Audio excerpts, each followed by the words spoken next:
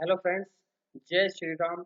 एक बार फिर से आप सभी का ज्ञान कोश यूट्यूब चैनल में स्वागत है। आज का जो हमारा विषय है वो है राम मंदिर से संबंधित।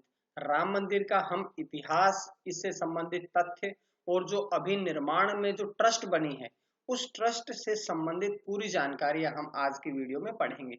तो चलिए शुरू करते हैं।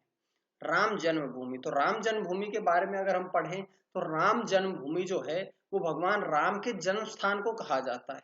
और भगवान राम जो है वो हिंदू भगवान विष्णु के ही सातवें अवतार माने गए हैं। रामायण के अनुसार राम के भगवान राम का जो जन्म स्थान है वो अयोध्या है।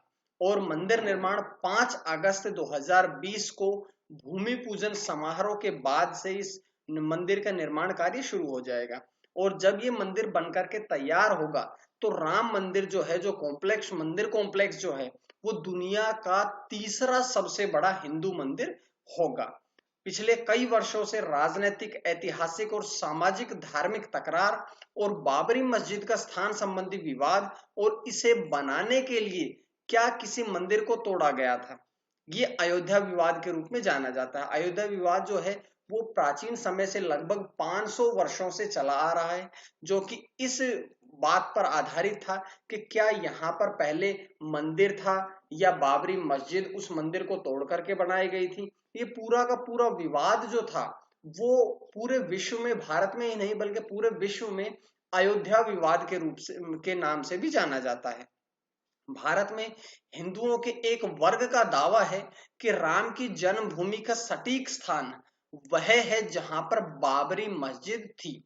इस मान्यता के अनुसार मुगलों ने उस स्थान पर हिंदू मंदिर को नष्ट किया और इसी स्थान पर एक मस्जिद का निर्माण किया।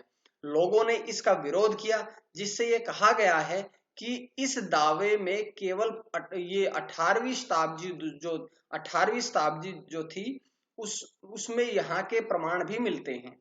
ये राम मंदिर के जन्म स्थान होने का कोई सबूत नहीं है, ऐसा भी विरोधियों ने कहा है। तो राम जन्मभूमि का जो इतिहास है वो 1853 में निर्मोही अखाड़ा से संबंधित सशस्त्र हिंदू संतों की एक समूह ने बाबरी मस्जिद स्थल पर गए और वहां पर मंदिर, उस मस्जिद का अधिग्रहण कर लिया और संरचना के स्वामित्व का दावा किया। ये कहा कि जो बाबरी मस्जिद है यहाँ पर हिंदू मंदिर, राम मंदिर का के अवशेष होने के कारण ये जो स्थान था ये हिंदुओं का था और उन्होंने उस जमीन पर अपना स्वामित्व दर्शाया। इसके बाद नागरिक प्रशासन ने इसमें दखल दिया और 1855 में मस्जिद परिसर को 2 भागों में बांट दिया गया। अब 2 जो भाग बांटे गए थे वो एक हिंदुओं के लिए दे दिया गया और दूसरा भाग जो था वो मुसलमानों को दे दिया गया। उसके बाद 1883 में जो हुआ वो हिंदुओं ने मंच पर एक मंदिर बनाने का प्रयास शुरू किया, क्योंकि इससे पहले जो वो परिसर था उसको 2 भागों में बांटा जा चुका था, हिंदू और मुसलमानों में। तो जो हिंदू मंच था वहां पर हिंदू धर्म के लोगों ने एक मंदिर बनाने का प्रयास किया। जब प्रशासन ने उन्हें ऐसा करने की अनुमति नहीं दी तो वे इस मामले को लेकर के 1885 में उप न्यायाधीश पंडित हरि किशन के पास गए, लेकिन उन्होंने इस मुकदमे को खारिज कर दिया। इसके बाद उच्च न्यायालय ने 1886 में इसी पक्ष में मुकदमा खारिज कर दिया, लेकिन वहां पर मुकदमा दायर नहीं किया गया बल्कि मुकदमे को खारिज कर दिया गया था। उसके बाद दिसंबर 1949 में कुछ हिंदू लोगों ने दावा किया कि मस्जिद में राम और भगवान राम और सीता की मूर्तियां जो है वो चमत्कारिक रूप से दिखाई दी, जैसे कि हिंदू हजारों हिंदू भक्तों ने वहां जाना शुरू कर दिया इसके पश्चात। और उसके बाद सरकार ने मस्जिद को एक विवादित क्षेत्र घोषित कर दिया गया था और दरवाजों पर ताला लगा दिया गया था, किसी भी व्यक्ति के आवागमन को रोक दिया गया था। बाद में हिंदुओं ने कई मुकदमों हिंदुओं ने हिंदुओं के कई मुकदमों ने स्थल को पूजा स्थल में बदलने की अनुमति मांगी। हिंदुओं ने अनेक मुकदमे दायर किए कि हमें मंदिर में या वहां उस स्थान पर जाने की परमिशन ना मिले कोई बात नहीं है, लेकिन हमें कम से कम पूजा करने की अनुमति तो प्रदान की जाए। अब 1980 के दशक में क्या हुआ कि विश्व हिंदू परिषद और अन्य हिंदू राष्ट्रवादी समूहों और राजनीतिक दलों ने इस स्थल पर राम जन्मभूमि मंदिर बनाने का अभियान शुरू किया था। ये 1980 दशक की बात है। राजीव गांधी सरकार ने प्रार्थना के लिए हिंदुओं को स्थल में प्रवेश करने की अनुमति भी दी थी।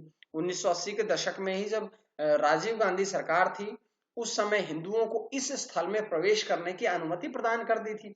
अब 6 दिसंबर 1992 को हिंदू राष्ट्रवादियों ने मस्जिद में तोड़फोड़ कर दी, जिसके परिणाम स्वरूप सामूहिक भगदड़ हुई और लगभग 2000 से अधिक लोग भी मारे जाने की वहां से खबर मिली थी।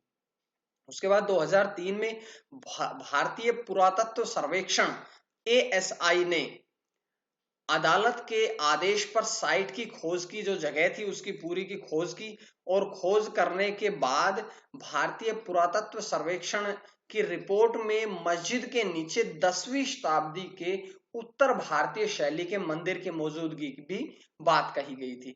मुस्लिम समूहों और उनका समर्थन करने वाले इतिहासकारों ने इन निष्कर्षों पर विवाद किया और इसे राजनीति से प्रेषित बताया। ये कहा गया कि ये राजनीति हो रही है, ना कि हिंदू या मुस्लिम जो बंटवारा या हिंदू मुस्लिम जो क्षेत्र निर्धारित कर दिया गया था उस पर कोई फैसला नहीं किया जा रहा, बल्कि ये राजनीतिक कार्य है। हालांकि इलाहाबाद हाईकोर्ट ने भारतीय पुरातत्व सर्वेक्षण के निष्कर्षों को माना और भारतीय पुरातत्व सर्वेक्षण द्वारा कही गई इस बात को अदालत द्वारा प्रमाण के रूप में काफी उपयोग किया गया कि पूर्ववर्ती जो संरचना थी वो एक विशाल हिंदू धार्मिक इमारत थी। ध्यान रखिएगा, ये भारतीय पुरातत्व सर्वेक्षण की रिपोर्ट थी कि उन्होंने बताया था कि 10वीं शताब्दी के उत्तर भारतीय शैली में यहाँ पर एक मंदिर की मौजूदगी थी।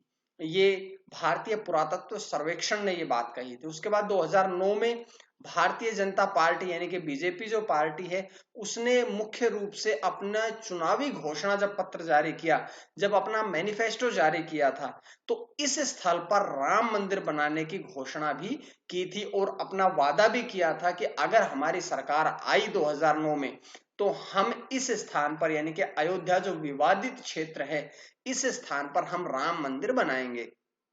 2010 में इलाहाबाद हाई कोर्ट ने आदेश दिया कि जो 2.77 एकड़ यानी कि 1.12 हेक्टेयर का जो विवादित भूमि है इसको 3 भागों में बांट दिया गया। 3 भाग, पहले तो 2 भाग किए थे, एक हिंदुओं का एक मुस्लिमों का, लेकिन 2010 में इसके 3 भाग कर दिए गए थे, जिसमें 1/3 भाग रामलल्ला को दिया गया, 1/3 भाग मुस्लिम सुन्नी वक्फ बोर्ड को दिया जाए और शेष जो बचा भाग था 1/3 वो हिंदू धार्मिक संप्रदाय जो कि निर्मोही अखाड़ा था उसको प्रदान किया गया था।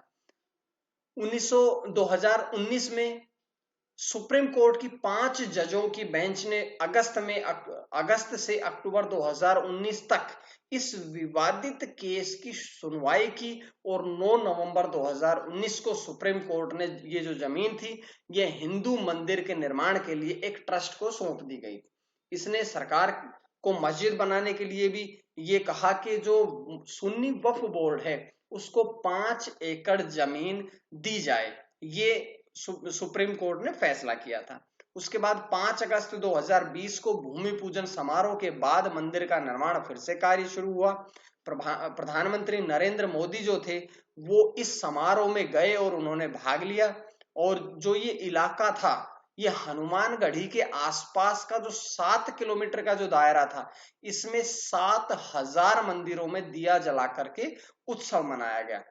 भूमि पूजन समारोह से पहले भी 3 दिवसीय वैदिक अनुष्ठान आयोजित किए गए और राम मंदिर के लिए मूल डिजाइन जो था, ये बहुत महत्वपूर्ण है कि राम मंदिर के लिए जो मूल डिजाइन है वो 1988 में अहमदाबाद के सोमपुरा परिवार द्वारा तैयार किया गया था और राम मंदिर का नया डिजाइन या मूल डिजाइन कहे उसमें कुछ बदलाव करने के बाद 2020 में ही सोमपुरा परिवार के द्वारा ही इसे दोबारा से रीडिजाइन किया गया था। यह मंदिर मुख्य रूप से 235 फीट चौड़ा रहेगा, 360 फीट लंबा रहेगा और 161 फीट ये ऊंचा होगा। उसके बाद राम मंदिर के मुख्य वास्तुकार जो है वो है चंद्रकांत सोमपुरा।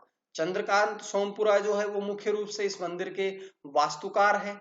मंदिर परिसर में क्या क्या होगा, एक प्रार्थना कक्ष होगा, एक राम कथा कुंज होगा, एक वैदिक पाठशाला, एक संत निवास और एक यति निवास अर्थात आगंतुकों के लिए एक हॉस्टल होगा और संग्रहालय और कैफेटेरिया जैसी सुविधाएं भी मंदिर में होंगी। उसके बाद है कि 5 फरवरी 2020 को ही भारत सरकार द्वारा श्री राम जन्मभूमि तीर्थ क्षेत्र ट्रस्ट बनाया गया और यह अयोध्या में ही श्री राम मंदिर के निर्माण और प्रबंधन के लिए स्थापित किया गया है। ट्रस्ट का नेतृत्व किसे सौंपा गया? तो ट्रस्ट का नेतृत्व जो है वो महंत नृत्य गोपाल दास कर रहे हैं और इसमें 15 ट्रस्टी हैं। श्री राम जन्मभूमि ट्रस्ट क्षेत्र जो है, तीर्थ क्षेत्र जो है, वो ट्रस्ट का कहना है कि 10 दिनों से साइट पर चल रहे जमीन को समतल करने में प्राचीन कलाकृतियां भी प्राप्त हुई है कि जो पिछले कुछ दिनों से जो जमीन को समतल करने में जो कार्य चल रहा है उस दौरान कुछ पुरानी भगवानों की मूर्तियां भी मिली है। और श्री राम जन्मभूमि ट्रस्ट ने मार्च 2020 में राम मंदिर के निर्माण का पहला चरण शुरू किया था। निर्माण स्थल की खुदाई के दौरान 5 फुट का शिवलिंग प्राप्त हुआ, काले रंग के पत्थर के 7 खंबे प्राप्त हुए, लाल बलुआ पत्थर के 6 स्तंभ और देवी देवता की टूटी हुई मूर्तियां भी मिली हैं। अब इसके बाद सरकार ने इसके काम को शुरू करने के लिए ट्रस्ट में 1 रुपए का पहला योगदान भी दिया है। तो ध्यान रखिएगा, पहला योगदान भारत सरकार ने दिया है 1 रुपए का। उसके बाद ये इस प्रकार का मंदिर बनाया जाएगा जो कि 3 मंजिला होगा। 45 एकड़ में राम कथा कुंज बनेगा। इसकी ऊंचाई 161 फीट रहेगी, चौड़ाई 235 फीट रहेगी, 360 फीट इसकी लंबाई रहेगी। 5 मुख्य रूप से इसमें गुंबद होंगे। पहले फ्लोर पर राम का दरबार होगा। 318 खंभों पर यह पूरा मंदिर खड़ा होगा और 14.6 फीट का एक खंभा होगा। 16 मूर्तियां तराशी जाएंगी हर खंबे पर। जो जितने भी खंबे रहेंगे प्रत्येक खंभों पर 16 मूर्तियां तराशी जाएगी। इस मंदिर को बनने में लगभग 3.5 साल लगेंगे और इस मंदिर में 4 लाख घन फीट पत्थर भी लगेगा। तो ये थी पूरी की पूरी राम मंदिर से संबंधित जानकारियां। उम्मीद है आप सभी को पसंद आई होगी और अगर पसंद आए तो आप लोग ज्ञानकोश यूट्यूब चैनल को सब्सक्राइब कर लें ताकि आपको डेली इसी प्रकार की कुछ जानकारियां प्राप्त होती रहे। आज के लिए इतना ही। मां सरस्वती की कृपा आप सभी पर बनी रहे। आप सभी का बहुत बहुत धन्यवाद। जय श्री राम।